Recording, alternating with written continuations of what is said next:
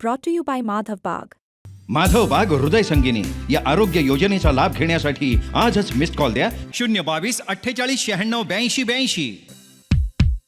विधानसभा निवडणुकांचा निकाल लागल्यापासून विरोधी पक्षांकडून महायुतीवर आरोप केले जात आहेत. ईव्हीएमवर शंका व्यक्त केली जाते.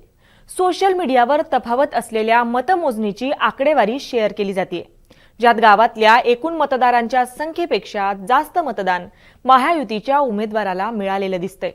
तर काही जिल्ह्यांमध्ये मतदान आणि ईव्हीएमची मतच जुळत नाहीयेत. नेमके असे कोणकोणते मतदारसंघ आहेत?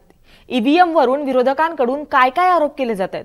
ईव्हीएमच्या आरोपावर सुप्रीम कोर्टाचं नेमकं काय म्हणणं आहे? या सगळ्या प्रश्नांची उत्तरं जाणून घेऊयात 5 मुद्द्यांमध्ये. नमस्कार, मी छाया आणि आपण पाहताय मुंबई तक. पहिला मुद्दा, मतदान संपूर्ण दिवस असूनही ईव्हीएम मशीन 99% चार्ज कसं होऊ शकतं, असा सवाल अभिनेत्री स्वरा भास्कर यांनी उपस्थित केलाय. तर नाशिकच्या महायुतीच्या 12 उमेदवारांना सारखीच मतं कशी? गुजराती ईव्हीएमच्या विळख्यात महाराष्ट्राची लोकशाही अडकली आहे का, असा प्रश्न करत रोहित पवारांनी यादीत जाहीर केली आहे.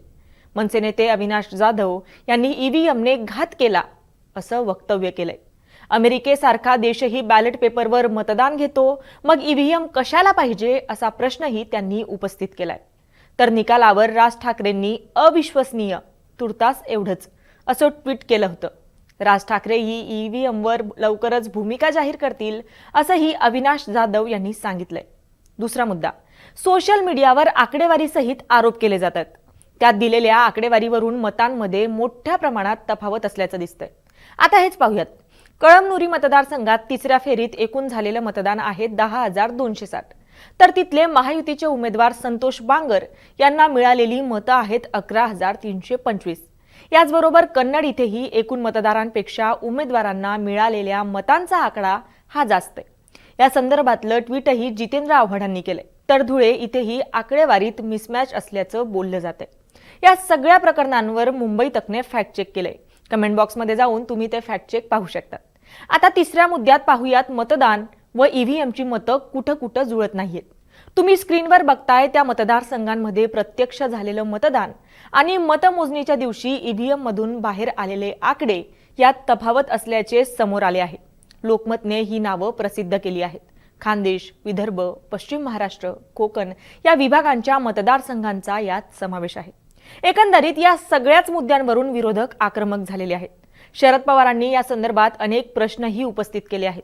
वकिलांची एक टीम तयार करण्याचाही निर्णय शरद पवारांनी दिलाय. आता पाहूयात या व्हिडिओतला शेवटचा आणि अत्यंत महत्त्वाचा मुद्दा. ईव्हीएमवर सुप्रीम कोर्टाचं नेमकं काय म्हणणं आहे? सर्वोच्च न्यायालयाने काल म्हणजे 26 नोव्हेंबर रोजी ईव्हीएम ऐवजी बॅलेट पेपरचा वापर करण्याची मागणी करणारी याचिका फेटाळली आहे. जेव्हा विरोधी पक्ष निवडणूक जिंकत नाहीत तेव्हा ते सांगतात की ईव्हीएम मध्ये छेडछाड केली आहे, आणि ते जिंकल्यावर तेव्हा ते काहीच बोलत नाही, असं सांगत न्यायालयाने ही याचिका फेटाळून लावली आहे. के.एल. पोल नावाच्या एका व्यक्तीने बॅलेट पेपरचा वापर करावा अशी मागणी सुप्रीम कोर्टात केली होती.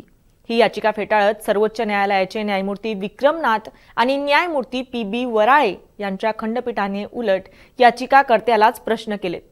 तुम्हाला ईव्हीएम मध्ये काय अडचण आहे आणि तुम्हाला अशा कल्पना येतात कुठून? पुढे के.ए. पॉल यांनी एलॉन मस्क यांचा संदर्भ देत ईव्हीएम मध्ये छेडछाड केली जाऊ शकते असं जेव्हा खंडपीठाला सांगितलं, तेव्हा तुम्हाला इतर देशांपेक्षा वेगळं का व्हायचं नाहीये, असं सांगत सर्वोच्च न्यायालयाने ही याचिका फेटाळून लावली आहे. एकंदरीत विधानसभा निवडणुकांचा निकाल अनेकांसाठी आश्चर्यकारक आहे. त्यात आकडेवारीचा घोळ समोर आल्यामुळे आणखीनच प्रश्न उपस्थित होत आहेत. अशा अनेक प्रश्नांची उत्तरं जाणून घेण्याचा प्रयत्न आपण मुंबई तकच्या फॅक्ट चेक मधून करत राहणार आहोतच. मात्र राज्यात चाललेल्या ईव्हीएमच्या या घोळाविषयी तुम्हाला काय वाटतं? आम्हाला कमेंट करून नक्की कळवा. आणि मुंबई तकला जर आपण नवीन असाल तर मुंबई तक चॅनलला सबस्क्राईब करायला विसरू नका. धन्यवाद.